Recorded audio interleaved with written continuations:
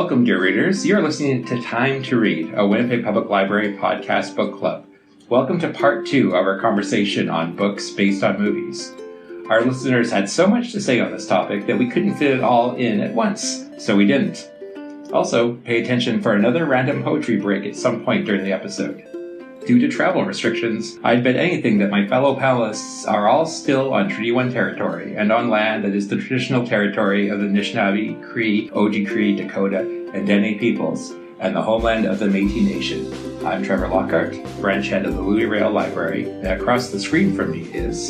Hey, I'm Erica Ball. I'm the branch head at Fort Garry Library, and across the street from me is... Hi, I'm Dennis, and I normally work in the Idea Mill, and across the screen from me is... Hi, my name's Kirsten, and normally you'd find me at the Harvey Smith Library. A good book can carry me away from an average and ordinary day, yeah. So keep it down, leave me alone, close the doors and turn off the phone, 'cause all I ever really need is a little more time to read. And you, dear readers, we couldn't do this without you. It's your questions and comments that form the heart of our discussions. Email us at wpl-podcast@winnipeg.ca or find our friendly Facebook group, Time to Read. Find out if your comments made it on air by subscribing to Time to Read on iTunes, Google Play, YouTube, and other fine podcasting services, or visit our website at wpl-podcast.winnipeg.ca. Well, here we are. Wow. This is our first part 2 episode, I think. This is a historic moment for the Time to Read podcast. So many of us have been turning onto our screens during the COVID-19 shutdown.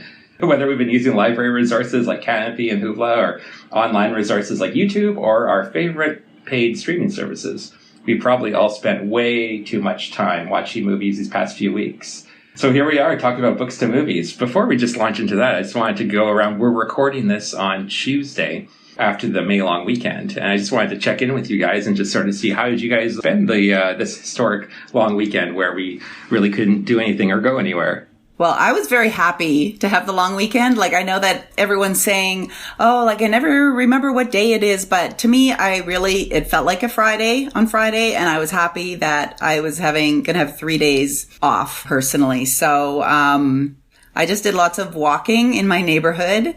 And, my son's pandemic project is, starting all these seeds. So just being outside and helping with that. My own pandemic project is cross-stitching, so I've been doing lots of that. And also, good news, since my dad hasn't been able to come home from Greece during this pandemic, but he finally got a flight home, so he should be home tomorrow night. So we were just gathering up food and stuff so that he'd have some food in the fridge. So, yeah. Yay. That's awesome. That's good news. He was there for a long time, eh? Yes, he was. I mean, he's super healthy. There weren't a lot of, cases there, but it'll be very nice to have him home. Well, we won't be able to see him for 2 weeks because he'll be in quarantine, but it'll still be nice to know that he's here. Exactly. Yeah. We spent the time rearranging our backyard. Oh, very nice. So, yeah, we, pulled everything out of the shed and moved the shed and all this stuff. We've had it the same way for, 10 years, so it's, really bizarre to have it different. But it was an excuse to be outside a lot and, rethink, where we're putting the vegetables and all that stuff that we might be doing. So it's nice to be outside. Awesome. And nice to think about those things as well, Absolutely. Like vegetables and growing and sunshine and, Where's the shade? Well, because then the other thing was that crazy storm in October took down half of the little tree. So it's totally different back there right now in terms of where the shade is, where the sun is. Take a while to get used to. Just another thing that's totally different now. That's right. But, yeah. My wife and I decided we wanted to go for a walk in the park, and we went to Kildonan Park, but it was really crowded, so we went to a smaller, lesser-known park where we could walk freely and just did some cross-country walking for a while. Oh, nice. Did you walk your cat? I do that too, but that's just in the yard. She doesn't get very far. Oh, okay. Well, I know some people who are crafty, have turned to doing crafts during this time. That's not me, but my wife Marla is very crafty, and it makes me think back to that line in Where'd You Go, Bernadette, where if someone isn't creating, they'll become a menace to society. And I think that applies to Marla as well. So during the during the pandemic, she has decided to make paper mache puppets. And I'm very happy to reveal them, although, of course, this is on a podcast, so we'll have to put pictures up on our social media. But she made podcast puppets of one of each of us. My gosh. So I'll just hold them up to the screen so you guys can see them. This is Erica. Oh my gosh! Of course it's Erica. Yeah, and so before she shaved her head. Well, yeah, exactly. I mean, So, I mean, she may have a little bit more hair down the road, but I can see if Marla can do a shorter haircut version. She's hedged her bet, so it's going to be short. It's going to be short. And blue glasses. That's awesome. Yeah. Here's Dennis. So he's. Oh my gosh! Yeah, it's like looking in the mirror. Looks like, although, and the glasses. God, those are amazing. And here's Kirsten. Oh, Kirsten, you look cool with the wild hair, gray speckled hair. Yeah. Love it. Marla was a little worried. I look like a witch. Well, Marla was a little worried because you said, when she asked what color clothes you'd wear, you said black. So she did honor that with the black, but she also gave you kind of a funky 1970s little polka dot number here too. So she's like, I don't know if Kirsten would actually wear that. I'm like, it's okay, it's a puppet. But so puppet Kirsten would. Yeah.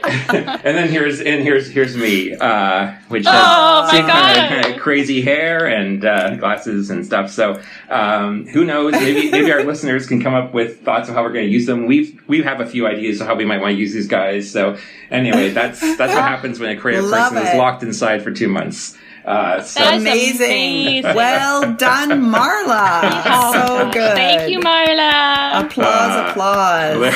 So exciting.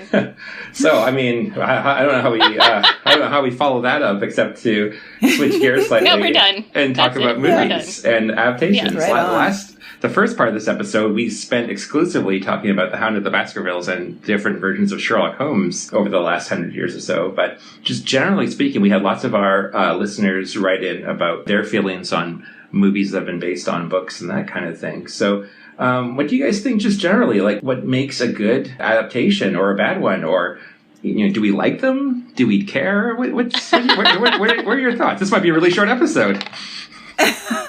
Oh, no, I think we'll have plenty to say. Yeah.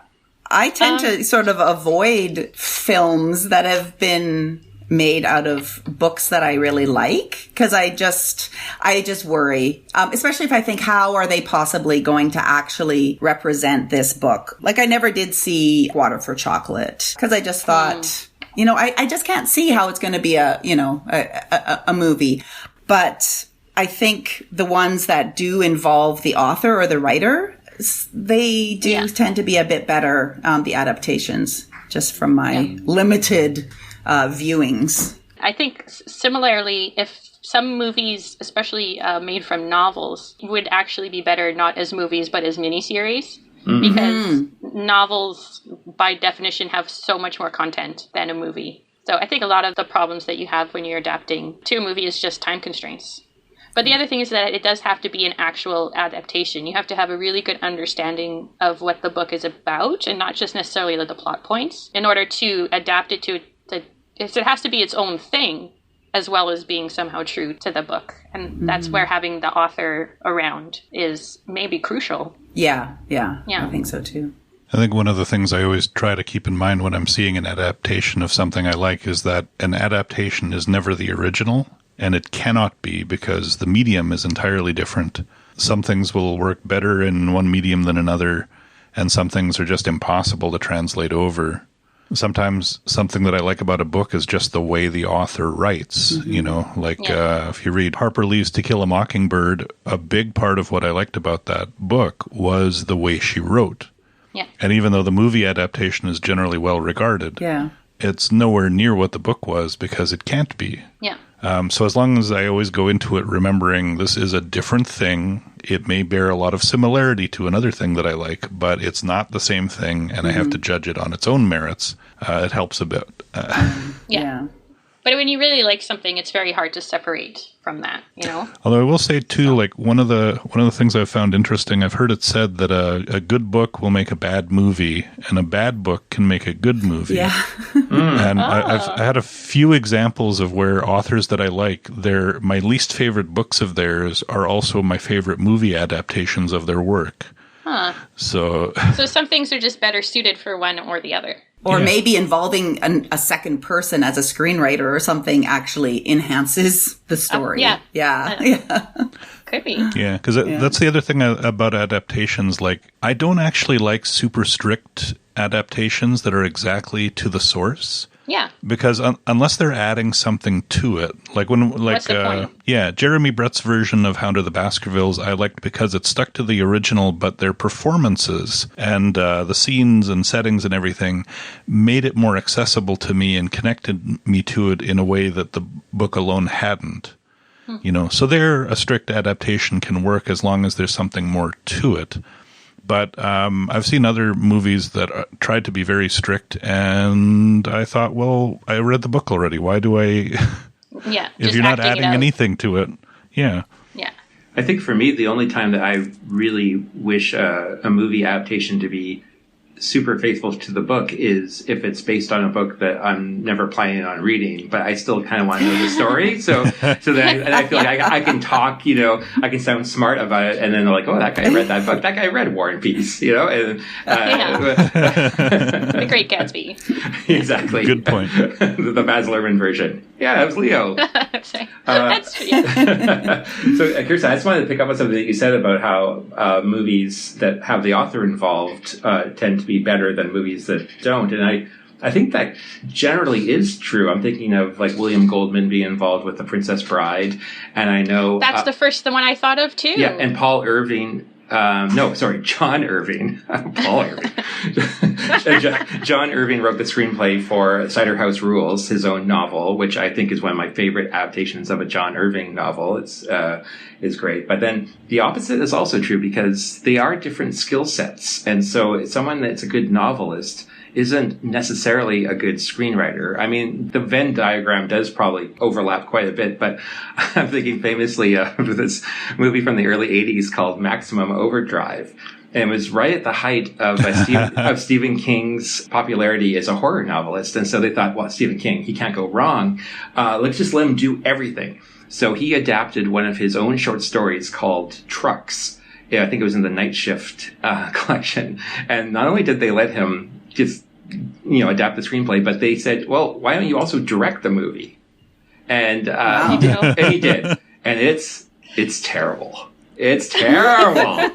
So, I mean, maybe that's the exception. You do need other voices. Yeah, that's the exception that might prove sometimes, the rule. yeah. Like, I was thinking about Indian Horse by Richard Wagamese, and that's quite a good movie. Richard Wagamese was involved. He didn't write the screenplay, but he was very involved.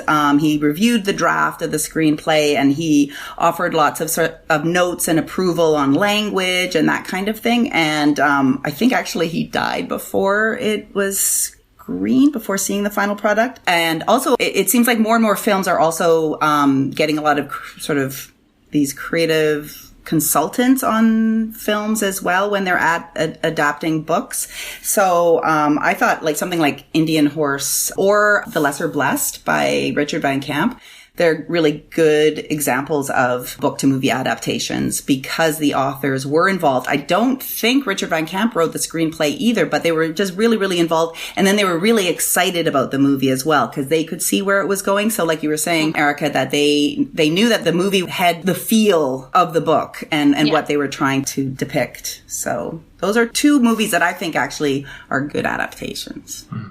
Yeah, and I'm excited to see Eden Robinson's Trickster Drift because she's also really involved too. So and that's going to be a miniseries, right? Like what Erica was saying, sometimes the miniseries is the way to go, and especially with a wackadoo series like the Trickster series, I just can't wait to see what they do with it. It's going to be pretty fun. Mm-hmm. I wanted to jump back to what Kirsten was saying just now about the author being involved, and one thing that it could be very difficult for an author to be involved in their novel project, like at being turned into a movie. Like, you figure, and maybe difficult to work with them too, because it must be very close, like it's very close and personal to them. I wanted to mention The Princess Bride, which was actually sent to me by Shira. She had mentioned The Princess Bride as her top book to movie pairing. And I'd also just recently read Cary Elwes' memoir on the filming of Princess Bride, and there's a whole section in there about William Goldman just being super nervous the whole time on set because the book meant so much to him personally, and he was worried about how it was going to be done, even though people kept reassuring him and all this stuff. And I think it was very, very difficult for him to be involved, but he felt like he had to be involved if that movie was to be made. And the other thing about Princess Bride is that it's the only book where I think you should see the movie before you read the book. Because if you can picture the characters as acted out in the movie while you're reading the extra parts in the book, it makes the book that much better. So, yes. Yeah, one of the things that relates to what you're saying, Erica, is that a book often is a solitary and creative endeavor. Yeah. You know, the author by themselves, or sometimes they collaborate, but most novels are written by individual authors. So it's your vision entirely, maybe with some feedback from an editor or some other type of feedback, but it's your work and you control it. Whereas a movie is a collaborative effort where you've got the writer, but you've also got the producer, the director, all the other actors who are going to put their imprint on it. It's going to go through so many hands and so many rewrites. It will never be how it started. Yeah. And maintaining a vision through it is extremely difficult. So it doesn't happen. That's another reason why these are very different kinds of works when you approach them. Yeah. It must be very nerve-wracking. We had a couple of people on Instagram who said that Pride and Prejudice was their favorite book to movie adaptation, but Siggy Nick actually said it was the 1995 BBC version that they liked best. And they said what they liked was that the dialogue was lifted right from the book.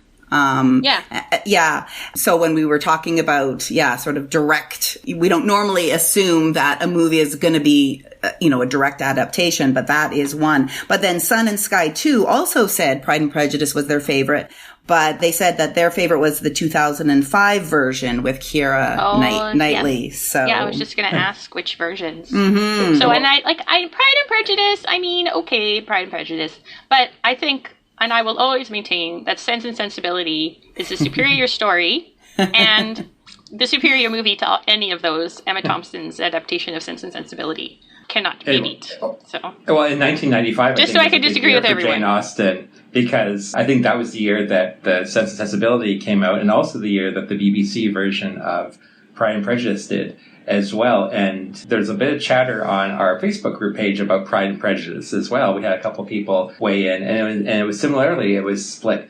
Cary had to say that, of course, the 1995 BBC production is the one, and that's a mini-series, for the Erica's point. But then Selena wrote in to say that the 2005 version is her pick, and then she adds a note saying, Matthew McFadden is the best Darcy, and I will go down with this ship. So we're not going to convince Selena anything else. I don't even know if I've seen that version. That's the Keira Knightley version. So I don't know if I've seen it. I've definitely seen the 95 version. You should. I mean, it's fine. It's good. Yeah. Ooh, them's well, according words. to Selena, it's the best. I don't want to disagree with her at all. So she's tough. Speaking of movie adaptations where they take a lot of the dialogue straight from the original work, I got to put a shout out to Kenneth Branagh for his Shakespeare adaptations. When I was in high school, I had a lot of trouble connecting to Shakespeare's plays when we were reading them. And then they showed us the BBC Shakespeare plays recorded as video. And that I never connected with those either. But Kenneth Branagh's take on Shakespeare always managed to draw me in, even though he's using the dialogue and it's just the way the performances were given, the direction, everything else. It really made it much more alive for me. And that's, I think, a tough thing to do with something like Shakespeare, where it's, you're separated by several hundred years in terms of culture and language, but he does it. you know. Was it Zeffirelli's Romeo and Juliet? Is that who directed Romeo and Juliet? Franco Zeffirelli. Yeah, that was a good version. I remember watching that in high school and being like, yeah, I like it. I like this Shakespeare. Which one was that? That's one with Olivia Hussey. Yeah. And whoever played Romeo, who I just thought was dreamy, and you saw his bare bum. You do which was like, I feel like they had just discovered Technicolor because all the costumes were super bright. Yeah. And then there was that one song, because it was the music too that was that actually, yeah, we should talk about that too. Music being introduced into movies and the movie adaptations, and how that can really influence how you take on the content. Yeah, that was one of the funniest things about watching all the different versions of Hound of the Baskervilles, is because the music was totally in sync with the time it was made for each of them. Yeah. Down to the future, like the kind of futuristic, like 90s or whatever it was one. Pretty melodramatic sometimes, yeah. Yeah. Dennis, I'm so glad you mentioned those BBC productions of Shakespeare, because I'm old enough to remember when the library had them on VHS in these giant beige vinyl cases that were super unremarkable looking. They were like the bowling shoes of video cases. And I remember taking one home because, and this is how it all ties together, Jeremy Brett played Macbeth in one of the versions. And I have to see this. And I put it on. I was like, oh, this is going to be so awesome. It's Jeremy Brett, Sherlock Holmes, best Sherlock Holmes. He's going to be Macbeth. He's going to be stabbing people. And I put it on, and I think they just had like a fixed camera, like at the back of the theater, very wide angle shot. I could hardly make out it was Jeremy Brett. I could tell it was his voice. And then I watched about 3 minutes of it, and I was like, can't do it. So yeah, I feel your pain, Dennis. Yeah. Another old but gold says Beirut's favorite is Trial by Kafka, which was directed by Orson Welles. But he says, they say old but gold. Trial by Kafka. Yeah. That would be crazy. I would watch that. Yeah. That'd be some interesting music in that one, I think. Yeah. What was that Orson Welles movie that began with that Steadicam shot it was like this kind of Mexican like border town, Touch of Evil, I think it was called, and like the camera never cuts away. It was like very groundbreaking for its time, because it was like, Scorsese and everyone afterwards likes to do the Steadicam, but to have Orson Welles do it, and that was back before special effects, so they actually did have like a guy and a camera and probably on a horse or something. I don't know how they did it, but it's great. It's very hard to stay steady cam on a horse. It's more like the gallop cam. Hey, you know what? I think this feels like a pretty good time for a poetry break.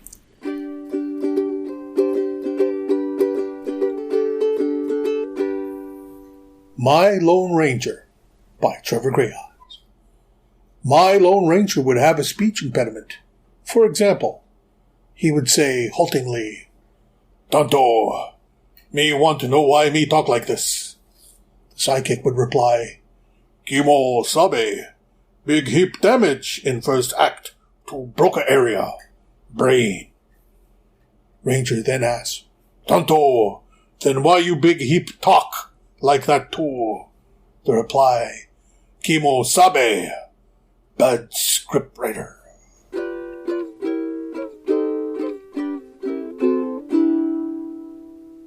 Well, that was a good poetry break. I sure enjoyed that.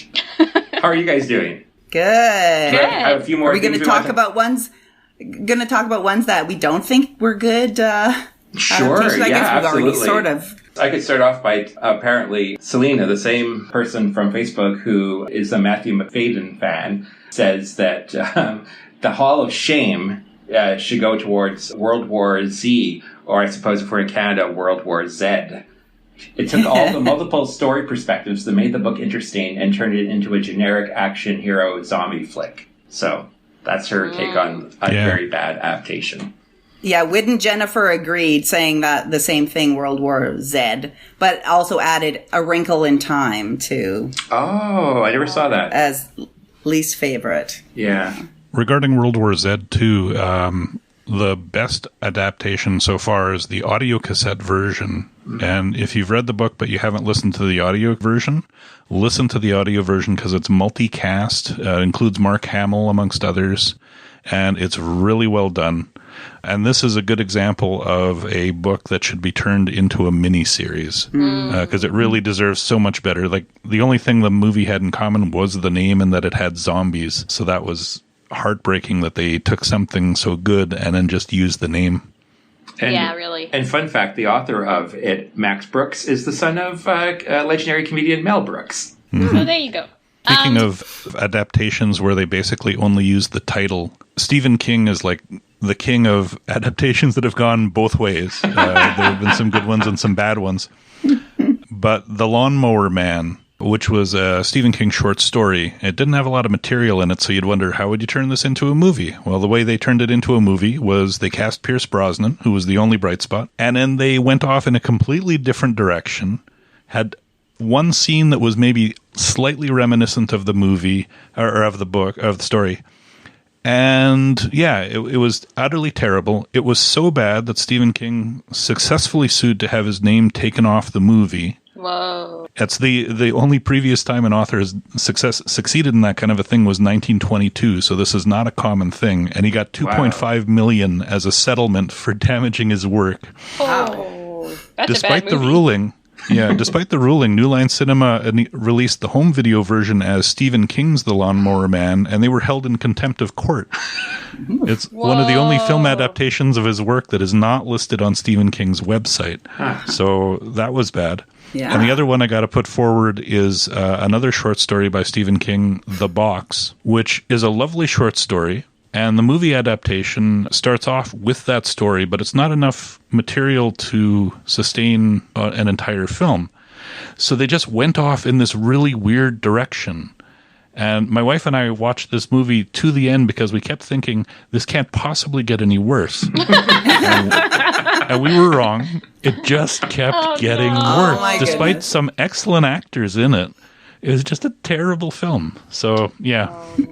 That's too Stephen bad. King's adaptations. Well, Dennis, that's such a good point. Like, we were talking about how movies don't live up to the book because sometimes there's so much in the book that you can't pare it down and still keep the essence of the book. But you also have the example of a short story, which is itself a thin, short, just a taste of something. And then they have to bloat it up to make that 90-minute running mark. And so the ones I thought of, first of all, were like those horrible live action Dr. Seuss movies like The Cat in the Hat and The Grinch Who Stole Christmas or like it's just like, no, like it doesn't. There's not enough story there. No, those are never meant to be 90-minute movies, with fart jokes or whatever. Like, no, it's just no, Dr. Seuss wouldn't go for that. Like the supersized version of that is The Hobbit.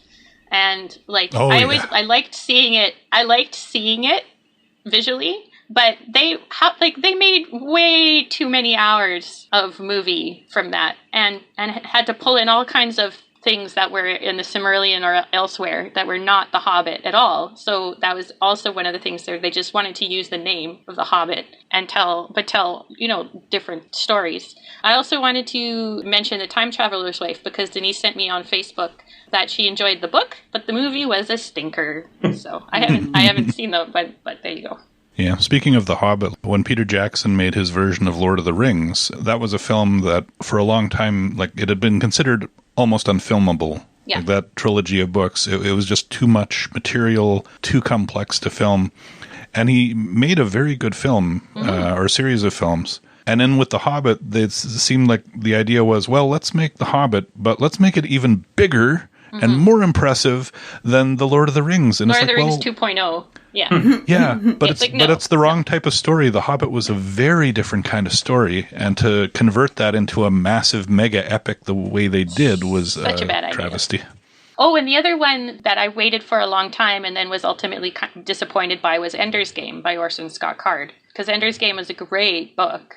And I guess similar to Lord of the Rings, it requires a certain amount of visual effects. Because it mostly takes place in space. And then, we were really excited when the movie was coming out. And then the movie came out and it was just sort of like, it didn't really match the tone of the book or the lessons in the book. It was just sort of shiny and, I don't know. Yeah, that's sort of... It was fine. I mean, with a very different genre, but with Never Let Me Go by Ishiguro, who wrote Remains of the Day. And Never Let Me Go, like, it's this sort of dystopian kind of sci-fi about these 3 children who are raised to be donors or carers of donors. So it's about like donating organs after death. And it explores a lot of sort of dark kind of themes and who gets to live, who dies, you know, those kind of big societal kind of questions. And the movie, which was enjoyable and was well done and had like Cary Mulligan and Keira Knightley and Andrew Garfield, but it was super melodramatic and it really focused on the romance. So it became this romantic movie instead of really kind of looking at sort of some of those darker, more interesting themes of the book. So I don't know if sometimes they want to also just make money off of the movie, you know, so they knew that a romance would sell better and still uses the story because that's quite interesting. But yeah, I was sort of disappointed by that. Yeah. Well, by mentioning romance, you know an author that did get a surprisingly large amount of love on Facebook, who has written a string of books and had a string of, I'd say, moderately successful films, is Nicholas Sparks. Amanda on Facebook says that she loved reading A Walk to Remember and enjoyed the movie just as much. And reading that comment made me think of this thing I saw on the internet a few years ago. I had to look it up. It was called the Nicholas Sparks Plot Generator. And I found it, and it was on BuzzFeed way back in 2014. It's still good. So I thought, you know what? Yeah, I'm going to create a Nicholas Sparks plot. So the first thing it asks you to do is to pick a pretty white man. Now, I don't know if it means a man who is pretty, like a good-looking man, or he's pretty white. But I think it qualifies for both. So and they give you a list of 6 you could choose. So I picked Bradley Cooper. And then a pretty white woman. Again, not sure if it's a pretty woman who's white or a pretty white woman. So Amy Adams. So those are my 2. And then I had to pick out of 6 pictures of rain. I had to pick a picture of rain. So I picked a nice one that had a little bit of a boat in the background. And then I had to pick, obviously I had to pick a character to die, because someone always dies in Nicholas Sparks. Obviously. And the choice was a parent, the couple, an old person, the third wheel, the dog, or the guy. I almost went with the dog, but then I thought, well, Erica would not appreciate that. So I went with the guy. Then I had to pick a... John Wick would not appreciate that. That's right, yeah, I'm afraid. And then pick a crying face. So there were 6 pictures of people crying. So the only guy I kind of recognized was the guy from Dawson's Creek. I don't even know his name, but I picked him. And then James Vanderbeek? Yeah, it might have been, yeah. Oh, because it's that meme, right? Yeah. I had to pick some handwriting, like different handwriting samples. So I picked one that was kind of like all caps. There was a little bit of a slant. And then I had to pick out a house. They were all mansions, so I just picked one that kind of looked like Southern. And then I had to pick a kiss.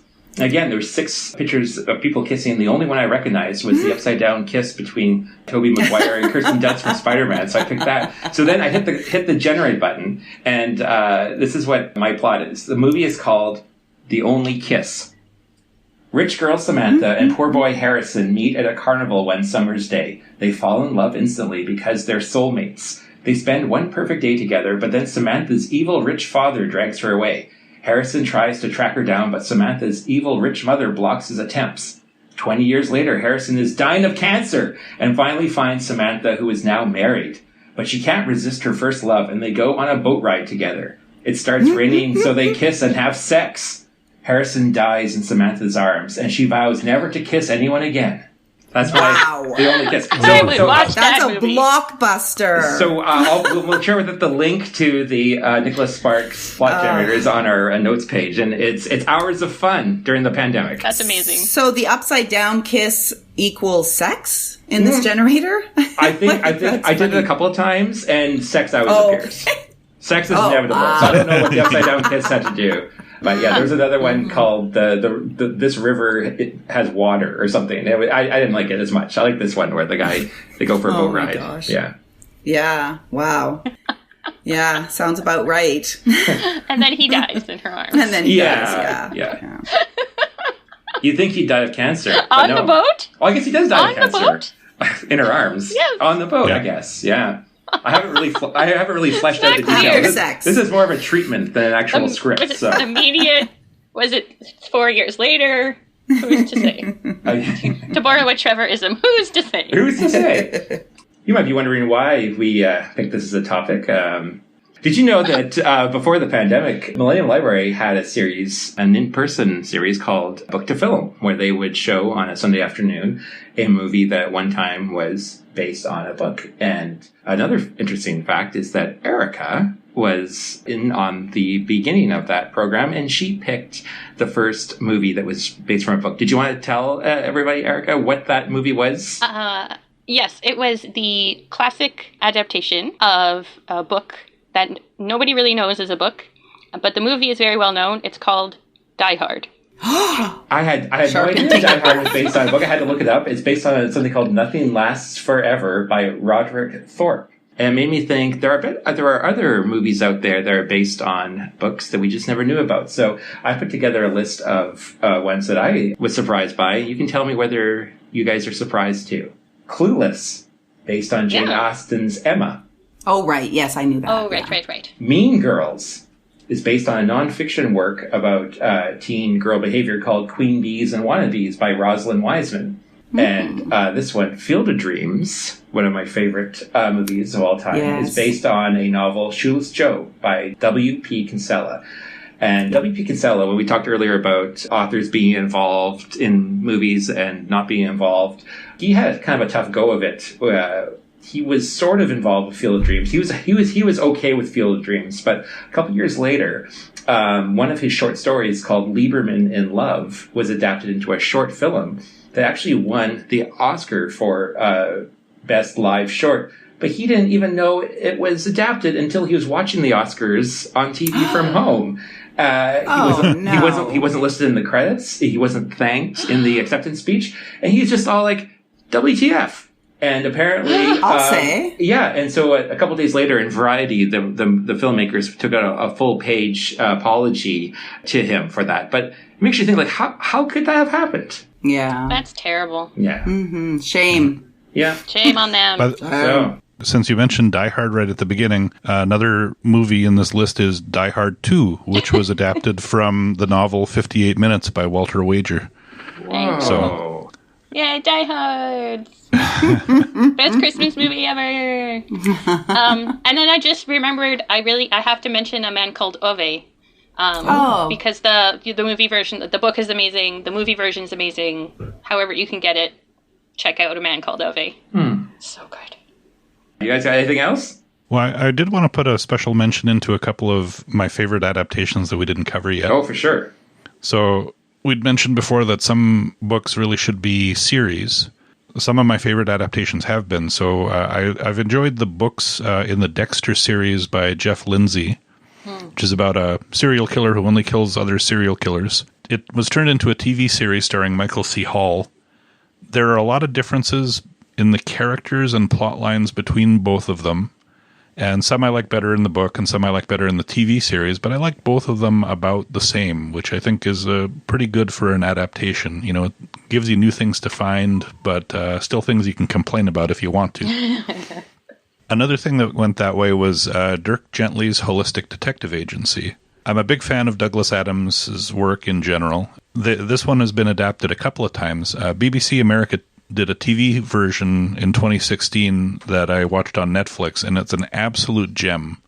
It has nothing to do with the original stories, but the character of Dirk Gently is there, and it has all the right notes. The tone, the surrealist, ridiculous kind of universe that they inhabit. It's really good. It's obviously made by people who really liked and cared about the original vision. And while I'm talking about Douglas Adams, I got to put in a special note for The Hitchhiker's Guide to the Galaxy. There was a movie version in 2005 that had Martin Freeman as Arthur Dent. Yeah! Dr. Watson. I don't know why he did that weird voice, but I like Martin Freeman. That was a cheering voice, yeah. When it came out, some of the criticism I heard of it was that it had taken liberties with the book. And I thought that was hilarious because Hitchhiker's Guide to the Galaxy has been adapted numerous times, mostly by the author, Douglas Adams. And each version is radically different from the version before. It's part of the character of the story, and it's essential to it almost. And he had a hand in the movie version. Yeah. So you can't really criticize them for not sticking to the source material, because the source material is this warping, constantly changing mass that you can't grab onto. I wonder if we should we do Hitchhiker's Guide for a future podcast? Oh, I would love to do Hitchhiker's Guide. That would be good. I reread that one every, 5 or so years. So good. It's a great series. I just wanted to say another one of our listeners, Sarah.Larouche on Instagram, said that her favorite book to movie is Il pleuvait des oiseaux by Jocelyn Saucier. English translation, and The Birds Rain Down. And I did recognize the title because I've seen it just come over the counter. She just was really raving about it. And so I looked up just the trailer, and it's a Quebec film. It's just a new film from 2019 about a group of older adults that are living off the grid, like hidden in a remote forest. And I watched the trailer, and just from that, I was like, oh my gosh, I want to read this book. I want to watch this movie. It looked so excellent. So I put the book on hold, the ebook, and I'm looking forward to trying to find access to the movie. It looked really, really good. So thanks, Sarah, for that recommendation. Yay! We love getting recommendations. Yeah, absolutely. Before we move on to anything else, I did want to also mention the last person who just contacted me on Facebook, Laura. Her top 2 picks are Everything is Illuminated. Oh, yeah. Which was amazing. And Scott Pilgrim versus the World, which also amazing. So thanks, Laura. Mm-hmm. I do have a couple more Facebook messages I'll just read out quickly. Sophie Furby wrote in. And Sophie, she said how she loved the audiobook adaptation of The Tale of Despereaux, but the movie version of the book could be described with one important word, perfidy, which I think is betrayal or deceit. Isn't it? I think that's a word that comes up in the story. So I haven't seen the movie. There's our nerd word for today. Sophie's provided our nerd word for our nerd word list episode. And then I thought we should give the final comment to our old pal, Alan Shorney, who wrote in. And so be prepared to disagree with Erica. I will. Alan says, I don't think you can have this conversation without talking about Susan Orlean's The Orchid Thieves adaptation, when it was adapted into Charlie and Donald Kaufman's movie Adaptation. Are you guys familiar with this movie at all from 2002? I think it is. Yes. Yes, I watched it. Yeah, I saw it in the theater, and I was trying to remember all of it, but it's a very meta film where Charlie Kaufman is a real-life person screenwriter, and he had writer's block trying to adapt The Orchid Thief. It's like an unadaptable novel, and he spent years doing it. And I think eventually he just got the idea, well, why don't I write a screenplay about the trouble of adapting this book into a movie? And then he invented a twin brother character, Donald Kaufman, who is also they're both played by Nicolas Cage in the movie. And then Meryl Streep plays Susan Orlean, the author, and Chris Cooper plays the titular Orchid Thief. And but none of it is really based on reality. It goes off on this crazy, and it's a typical Andy Kaufman script.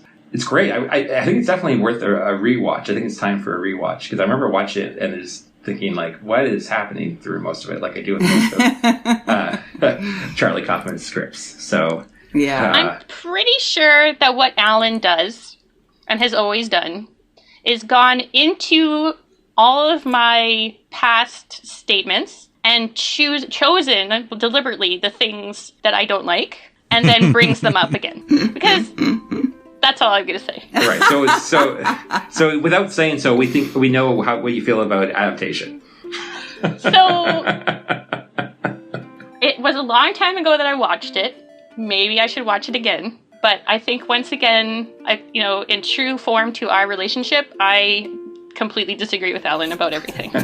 Well, unfortunately, that's all the time we have. Thank you so much, Thanks for writing in, Alan. Tuning in. We miss you. In the conversation by finding us on Facebook or emailing us at wpl-podcast@winnipeg.ca. Is there a topic you'd like to hear us discuss on a future special episode? Let us know. We'd love it if you'd hit subscribe in iTunes. Why are you yelling? I don't know. I did a voice. We'd love it if you hit subscribe in iTunes or your favorite podcast service. We'd love it even more if you were to give us a rate and review. And if you missed Nerd Words and Book Recs, just hang on to next episode when we'll be back talking, I don't know, about Little Women, which has had a bajillion adaptations. And one very good recent one. Exactly right. Let's save that talk for next time. And until next time, make sure you find... Time to read. To read.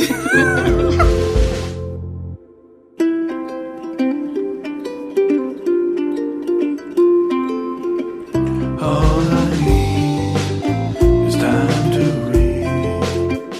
All I need is time to read.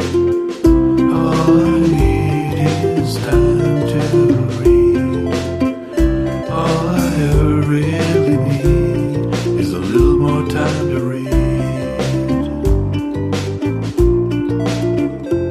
What is wrong with us? I'm just joking, Alan. You're awesome. Why do you guys always make that one weird? Because we're weird. It's the delay. We're trying to make it easy for you, Dennis, to sync us all up. So if we talk super slow, we figure you can overlap us. No. If you just talked in a normal tone of voice, I don't go in and re-edit everyone's position in the queue. And then we all like put our faces. We put our faces super close. closer. I thought you used like Closer auto to tune, the- so we're all like exactly. to the camera. Obviously, I never Should we listened to do the it end of the again? episode. I never know how it sounds.